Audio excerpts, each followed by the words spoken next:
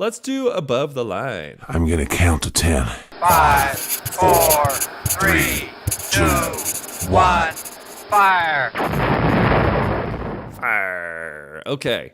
So above the line, and above the line, we take a hot topic around the film industry and we give it the old ranking treatment. So today we're going to talk about the best regions to film based on tax and financial incentives. But first, we must take a sip of the Coke Zero Cherry Zero Cola Zero.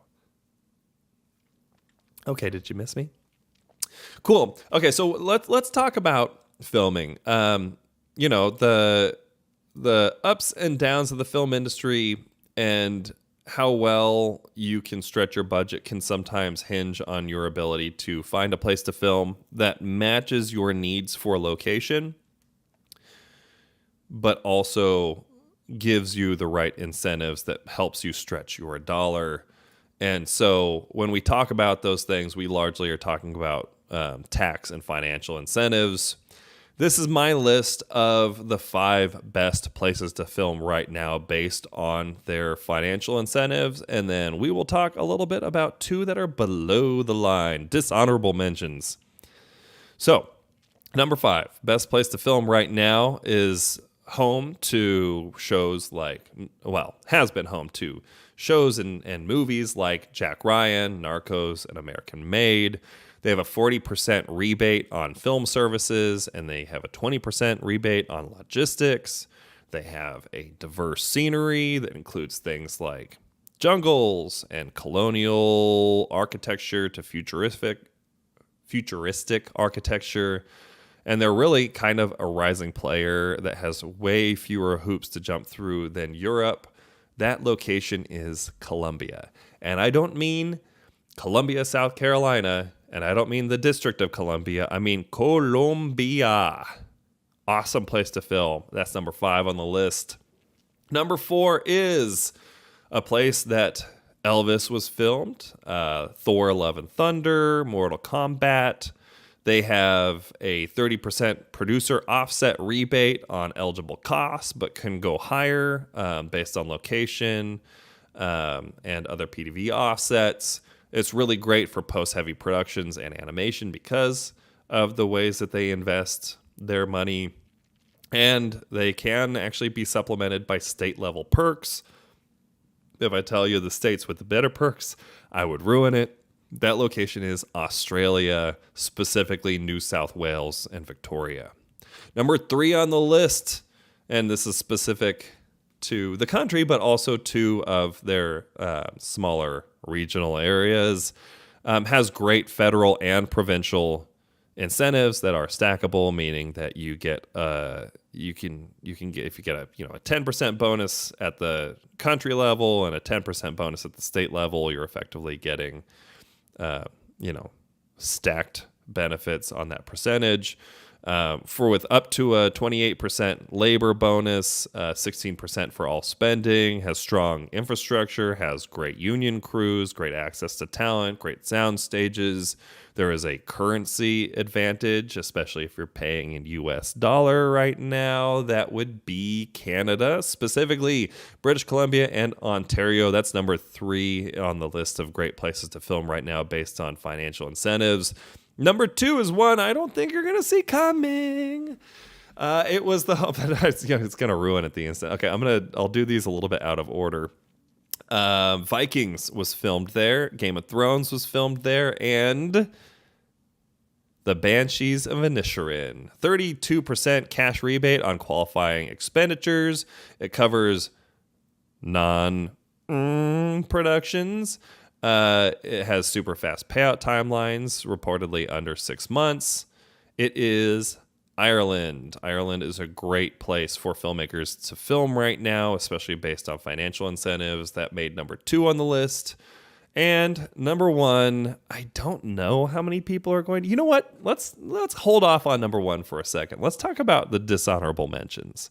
So the first one that came to mind when I was trying to think of like where are the worst places to go film right now based on tax and financial incentives. The first one that like you can't not mention it right now is China. One, because tariffs are really messing with how viable China is.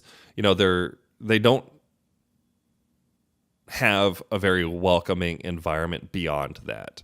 One, because they don't actually have a national film tax incentive for foreign productions.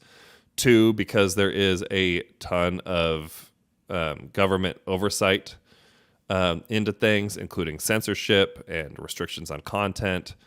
And then three, China has a requirement for co-productions. And it's not just film. If you're trying to do business in China, you need to have a local entity that effectively brokers that business for you.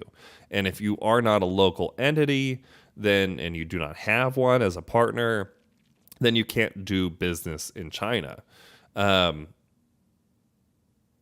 In a lot of ways, that leads to IP theft, including theft of technology, because if you are a business that's creating a product and you have designed that product and you're going to take it to China and you had to have a business partner do it in China for you, you have to give them all of that tech. It largely leads to those companies then just producing the content and moving on, or product and moving on without you. You don't have the same kind of risk with films, except that illegal reproduction and resale. China's a huge market for distribution, but it is not a filmmaker friendly location when it comes to actually filming there. But that's one dishonorable mention. The other one that was like, you know what, this is kind of like a deep cut. On paper, Italy offers a 40% tax credit, and 40% is a fantastic tax credit, right? But Italy is not fantastic when it comes to bureaucracy. Like, it is not easy to get that tax credit. Their bureaucracy is legendary. We're talking like 4-hour lunch breaks and weeks and weeks and weeks of delays. So you're going to get a delay in your payment. Regulations are constantly changing. Regional support is super uneven, so it may be really good in one place and really bad in another. Italy is a minefield for indie films. If you're trying to produce an indie film in Italy, you're probably going to struggle. So those are my two dishonorable mentions, Italy and China. And now we can get back up to the top of the list. The number one most friendly location to film right now is probably obvious. It's home to Marvel productions, Stranger Things' production, The Walking Dead. There's a up to 30% transferable tax credit. That's a tax credit. It's a 20% base with 10% for using their logo, which you may see. There's no annual cap. There's no residency requirement. The process, especially for the applications, is hugely streamlined. That would be Georgia, also known as Atlanta Wood. That's get it. It's a play on Hollywood. No, okay.